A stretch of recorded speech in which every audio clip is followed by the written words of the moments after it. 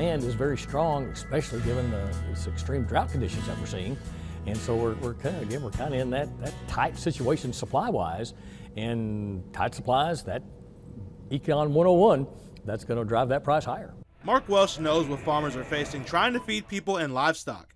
The summer is usually grain's time to shine, but the lack of rain has knocked it off his schedule, which affects how much it costs to produce. Really, you're living on last year's crop.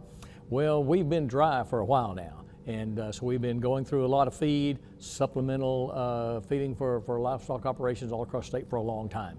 And so if we're running those supplies lower from what was left over last year, and we don't have that new crop coming in for next year, that's going to push that price higher and higher. And that's a problem that makes farmers look elsewhere to bring in grain to meet demand. But most of the grain around the country is not going to be ready for harvest until later this year. If you think about grain prices, particularly across Texas, and again, if you're a livestock producer and you're trying to feed cattle in the summer, you're in that window of time that you're ahead of that new crop coming in.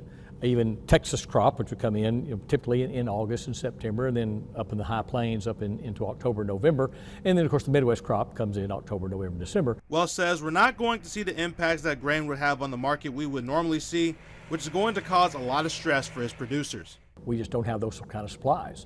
So then it puts pressure then on waiting for that other crop to come in.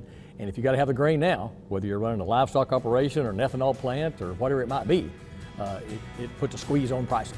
That's a look at Central Texas agriculture from the ground up. From the Ground Up is sponsored by Producers Cooperative, proudly serving agriculture since 1943.